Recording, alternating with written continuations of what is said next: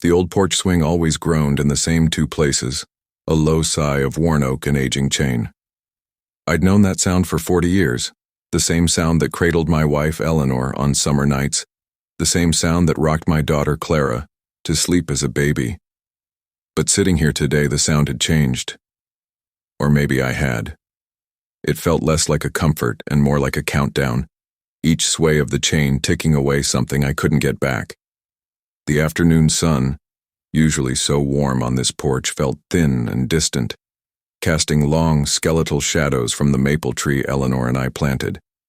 How does a place you built with your own hands, a place soaked in every memory you cherish, start to feel like someone else's territory? It's a strange, chilling feeling, one I wouldn't wish on anyone. Before I dive into what happened next, let me know in the comments where you're watching from. And if you enjoy stories that get to the heart of family and justice, please like and subscribe. It helps me keep sharing more. I watched a single dead leaf skitter across the weathered floorboards, the ones I'd laid myself, my knuckles raw and bleeding at the time, but my heart full. Every nail, every board was a testament to a promise I'd made to Eleanor. To build a fortress for our family, a place where the world couldn't touch us. Now it seemed the world wasn't outside the door anymore. It had been invited inside, and it was wearing my daughter's face. The screen door creaked open, pulling me from my thoughts. It was Clara, but not my Clara. Not the little girl with scraped knees and a wildflower tucked behind her ear. This was a different person, a woman who moved with a brittle efficiency, her eyes fixed on the tablet she held like a shield. She didn't look at the roses Eleanor had planted, the ones I still tended to every morning, their thorns pricking my fingers in a familiar, almost welcome pain.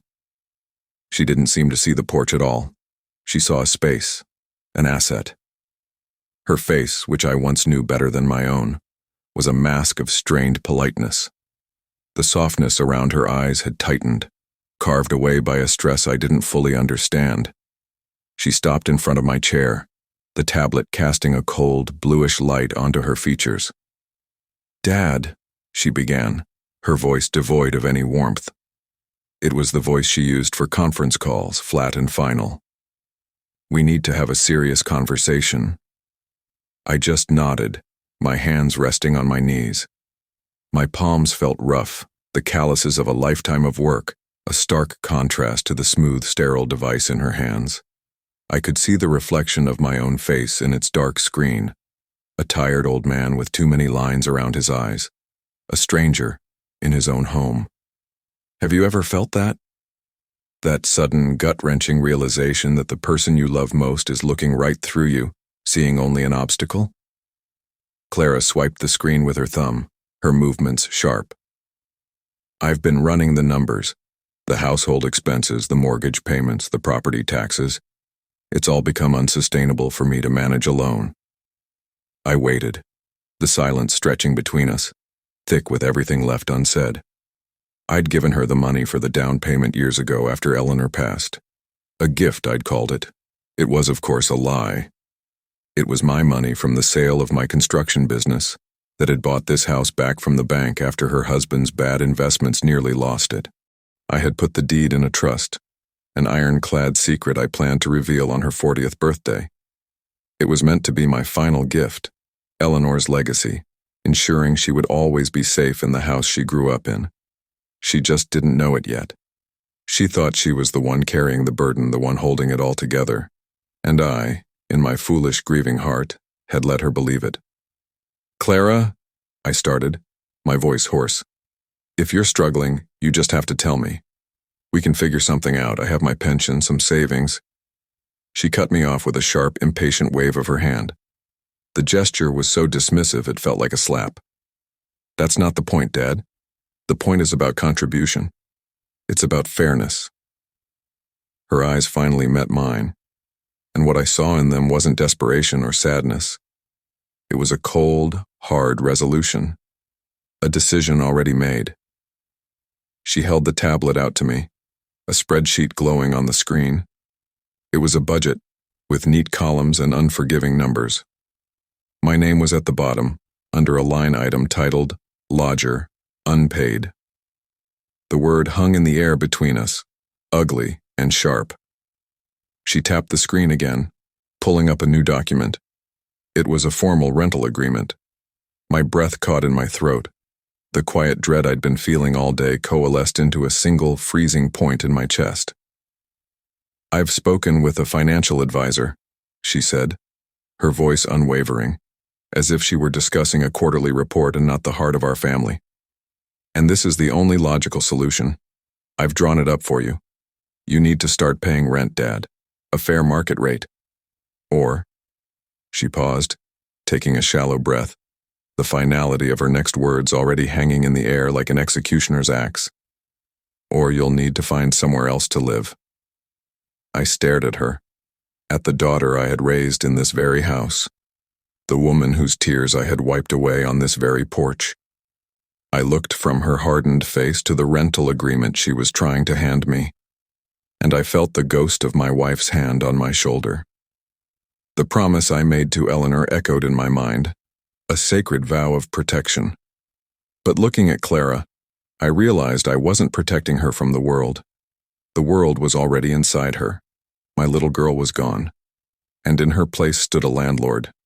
I didn't take the tablet, I just looked at her and asked, my voice barely a whisper, broken by a truth she couldn't possibly comprehend.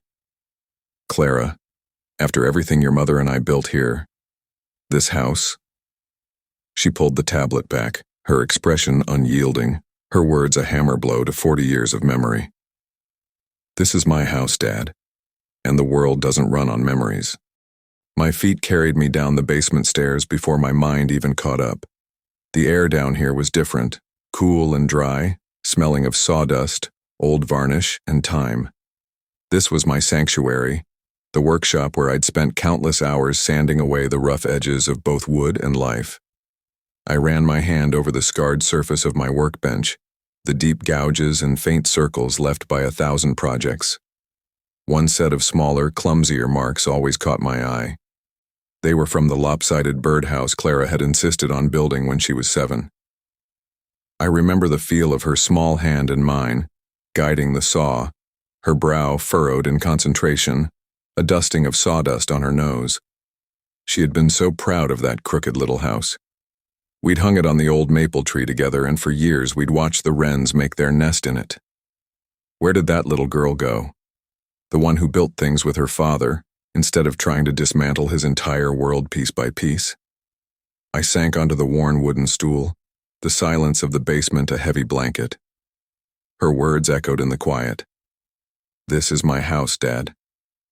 Each word was a nail hammered into a coffin I didn't know was being built for me. It wasn't the money. I had more than she could ever imagine, tucked away safely, the fruits of a lifetime of hard labor. It was the casual cruelty of it, the way she had erased 40 years of shared history, 40 years of my sweat and love, with a single brutal sentence.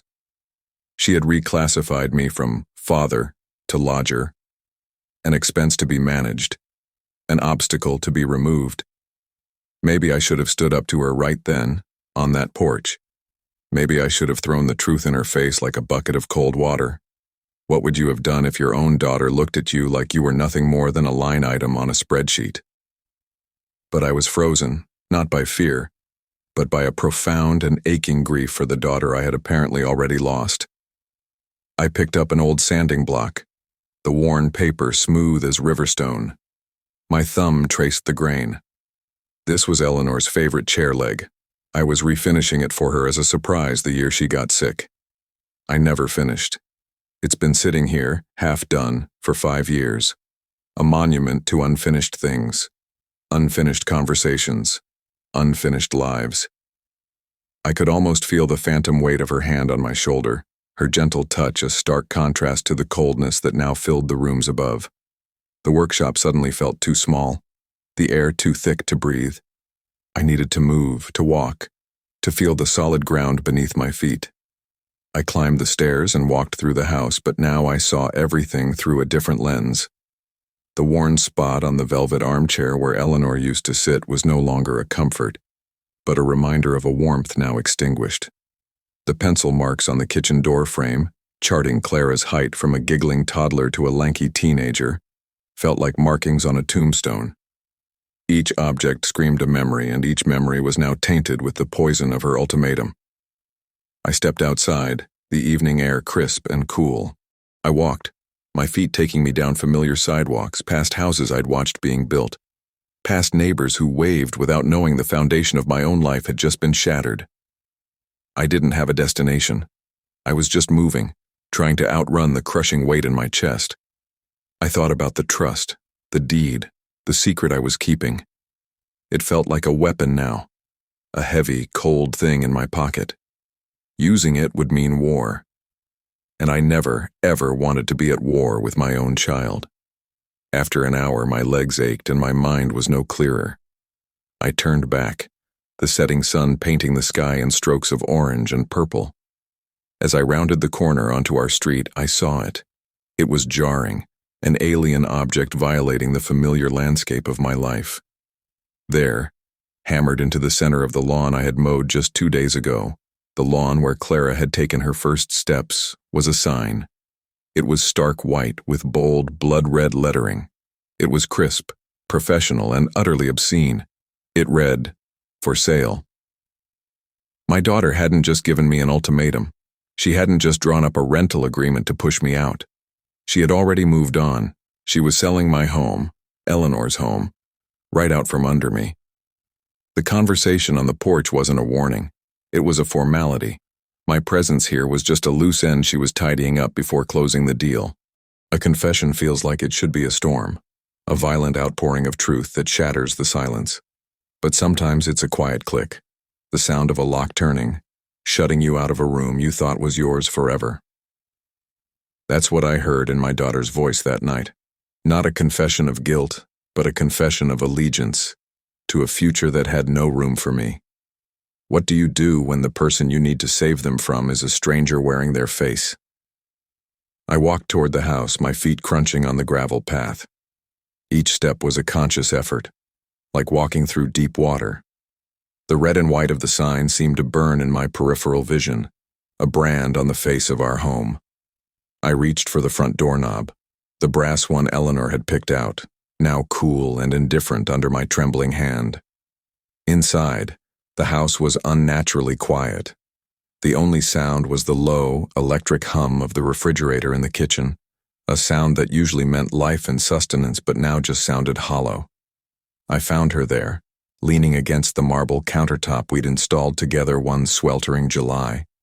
She was sipping a glass of iced water, scrolling through her phone as if she'd just completed a routine day at the office. She looked up as I entered, her expression not one of guilt or apprehension, but of mild annoyance, as if I had interrupted something important.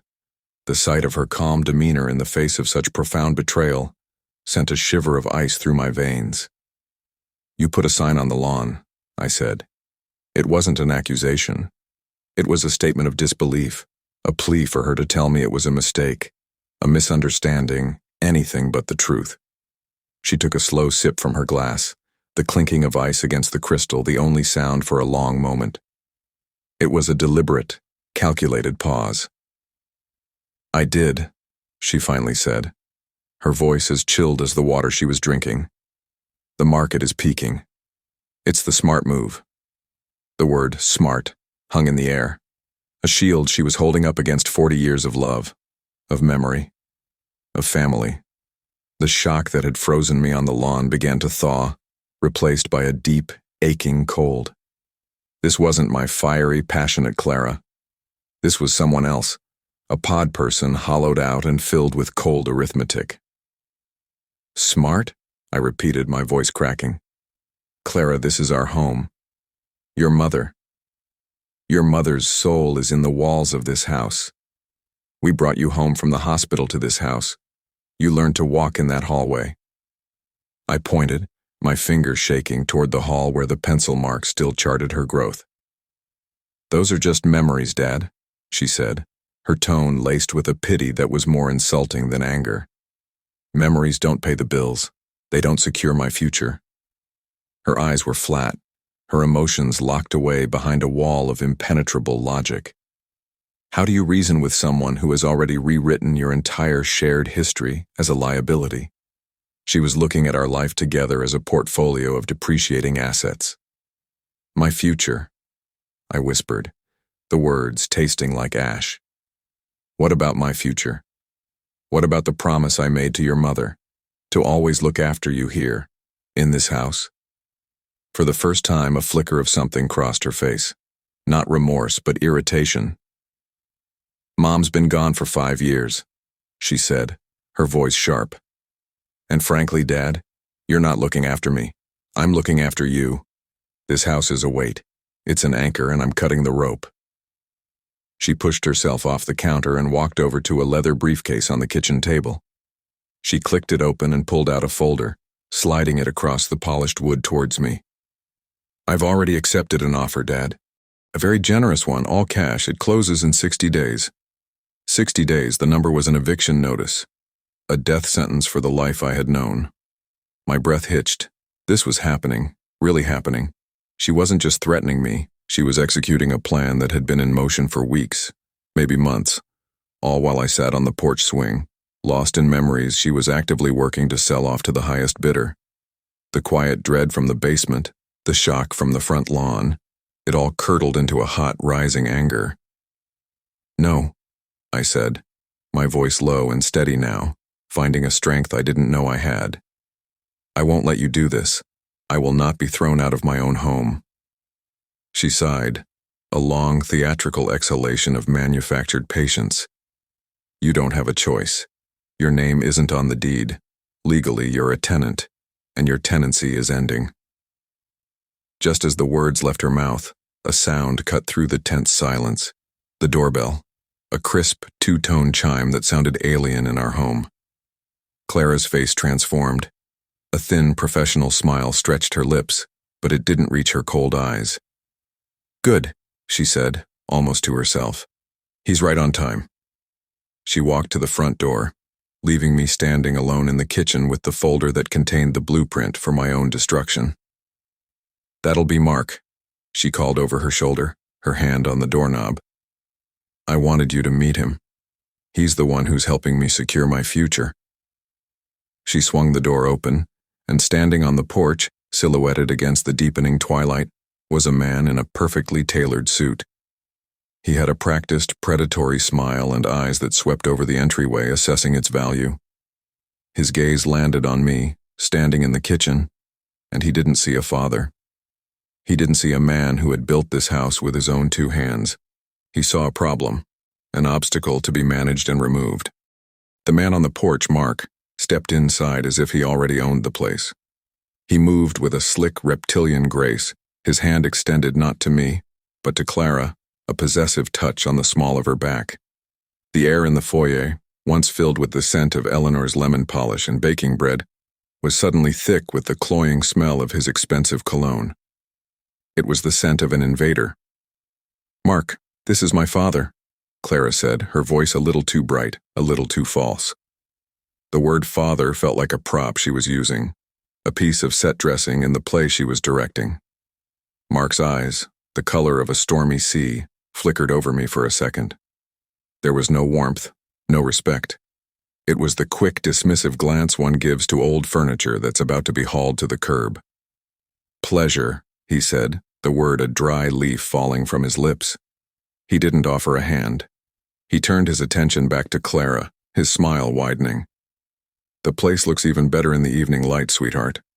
The commission on this is going to set us up beautifully. Sweetheart. Commission. The words landed like stones in the quiet hall. The man wasn't just her financial advisor. He wasn't just a real estate agent. The possessive way he touched her, the conspiratorial gleam in his eyes, it was all nauseatingly clear. This was the man who had whispered poison into my daughter's ear, who had helped her see her home as a price tag and her father as a liability. He was the architect of my ruin. Do you think I was too forgiving up to this point? Should I have exposed him right then and there? My fists clenched at my sides, the calluses on my palms biting into the soft flesh. A hot, primal rage, an emotion I hadn't felt in decades, surged through me. It was the instinct of a father wanting to protect his child, even if that child was the one holding the knife. But I held my tongue. An outburst now would only make me look like the senile, emotional old man they already believed me to be. It would validate their narrative. No. If I was going to fight, it had to be on my terms, on my turf. Not here, in the desecrated heart of my home. Mark ran a hand along the polished oak banister, the one I'd spent a month carving. "Great bones," he murmured, more to himself than to us. "We'll need to gut the kitchen, of course, modernize it. Open-plan living is what sells." He was dissecting my life's work with the casual indifference of a butcher. Every word was a knife cut, slicing away another piece of my history, another memory of Eleanor. Clara nodded along eagerly, her face animated. "That's what I told you. And the garden. We can pave most of it over for a patio, maybe an outdoor kitchen. Pave over Eleanor's roses." The thought was so monstrous, so utterly sacrilegious, that it nearly broke my composure. I could almost feel my wife's presence in the room, a silent, sorrowful ghost, watching her legacy being dismantled by the daughter she adored. I had to get out. I couldn't breathe the same air as this man, couldn't watch Clara's gleeful participation in this desecration. Without a word, I turned and walked back toward the kitchen, my movements stiff. I heard Clara's sharp hiss behind me. "Dad, don't be rude." I didn't stop. I walked through the kitchen, out the back door, and into the cool night air. The garden was my refuge. I stood among the roses, their velvet petals dark and mysterious in the moonlight. Their scent, a mix of sweet earth and delicate perfume, was a balm to my raw nerves. I could hear their muffled voices through the kitchen window, a low murmur of plans and profits. They were in my house, casually plotting its demise, and my daughter was leading the charge. I sank down onto the small stone bench at the end of the garden, the one where Eleanor and I would sit and watch the fireflies on summer nights. The cold of the stone seeped through my trousers, a chilling reminder of my isolation. The regret was a physical weight, pressing down on my... I sat there for what felt like hours, the moon climbing higher in the sky. Eventually, the kitchen light went out. A few minutes later, I heard the front door open and close, the sound of Mark's expensive car starting, then fading into the distance. Silence descended on the house again, but it wasn't a peaceful silence. It was the heavy, dead silence of a tomb. I finally pushed myself to my feet and went back inside. The folder was still on the kitchen table, a pale rectangle in the moonlight slanting through the window. I walked over to it, my hands feeling strangely steady now. The grief and shock had burned away, leaving something hard and clear in their place. A resolve. I opened the folder. Inside were the purchase agreement, the inspection reports, and a closing date. 60 days. And then I saw it, tucked into a side pocket of the folder, almost as an afterthought. It was a brochure. The paper was thick and glossy with a picture of a sterile-looking building on the front. The name was printed in cheerful, condescending letters. Golden Vistas Senior Living. I flipped it open. Inside were pictures of smiling, gray-haired people playing bingo and doing water aerobics. There were floor plans for small single-room apartments described as cozy and efficient. Clara hadn't just planned to sell the house. She had already picked out my next cage. That glossy brochure for Golden Vistas lay on the kitchen table, a monument to my own obsolescence. It wasn't a suggestion. It was a verdict. I picked it up, the paper cool and slick against my fingertips, a stark contrast to the warmth this house held in its very bones. They had already planned my exile. My daughter and her shark-eyed advisor had mapped out my final years in a sterile room with a view of a parking lot, all so they could cash in on a lifetime of my labor. For years I had kept a secret buried deep, a promise I made to myself in the lonely days after Eleanor's funeral. I thought it would be a shield to protect Clara. I never imagined I would have to use it as a sword against her. But how do you honor a promise to protect someone when they are the very source of the danger? I stood there, in the quiet dark of the house, and I felt the grief that had weighed me down for 5 years finally recede, burned away by the cold, clean fire of anger. The sadness was gone. The shock was gone.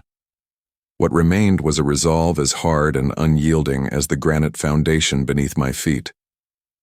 I had been a fool, clinging to the ghost of a little girl with sawdust in her hair while a ruthless stranger wearing her face dismantled my world.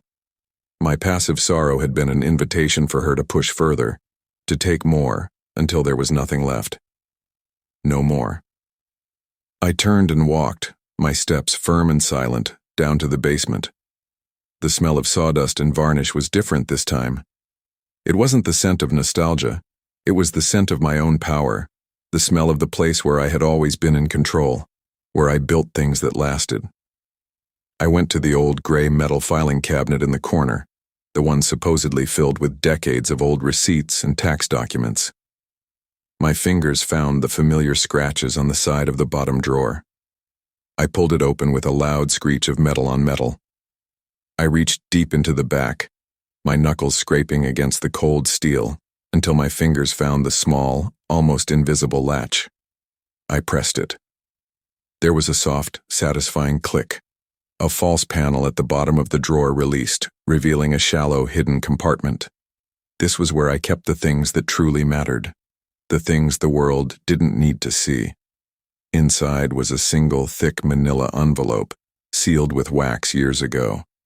The sound of my fingers breaking the seal was like a gunshot in the silent workshop. I pulled out the contents.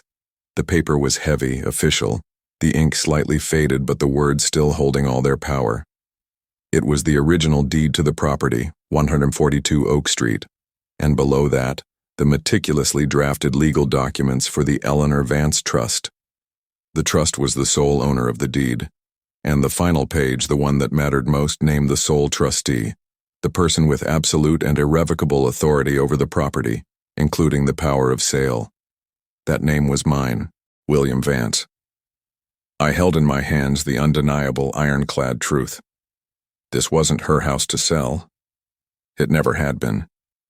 I had been living as a guest in my own home by choice, a silent guardian she had mistaken for a helpless dependent.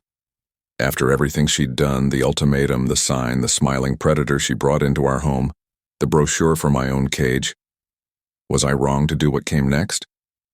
I looked at my name on that document, and I felt not triumph, but a deep, chilling clarity. I finally understood. You can't save a person from themselves. You can only save yourself from them.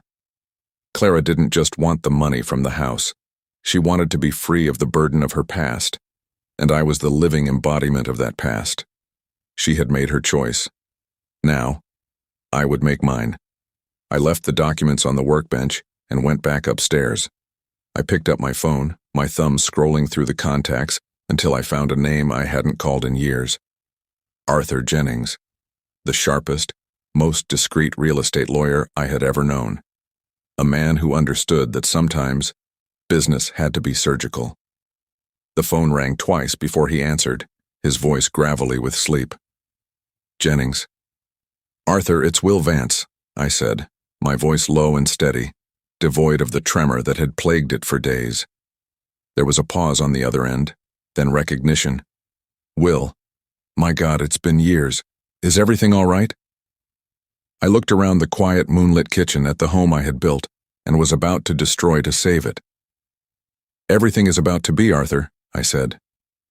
Listen to me carefully. I have an asset, a valuable one, and I need to liquidate it immediately, and I need it to be quiet.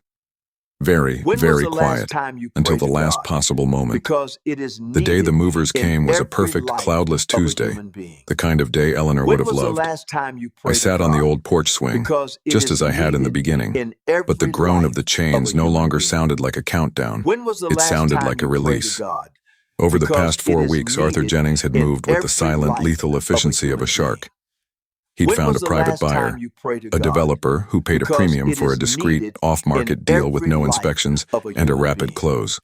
The number was staggering, far more than Clara and her slick boyfriend could ever have dreamed of getting. $940,000, wired When directly was to the an last account time held you by the prayed to Eleanor God? Vance Trust. Because it My is account. needed in The house every had been life sold, of a human but being. not by her, When was the by last me. time you prayed to God? The final papers had been Because it signed the is previous needed afternoon in in Arthur's every downtown life office. of a The new human owner being. was taking possession tomorrow. Today was about emptying the house of 40 years of life, a task I had hired a team to perform with ruthless speed. Clara didn't know. She was on a business trip, a celebratory getaway with Mark to pre-spend their commission, as she'd smugly told me. She thought the movers were coming next month after her deal closed. She had no idea her deal was already dead, voided by a superior claim she never knew existed. I heard a car door slam and looked up.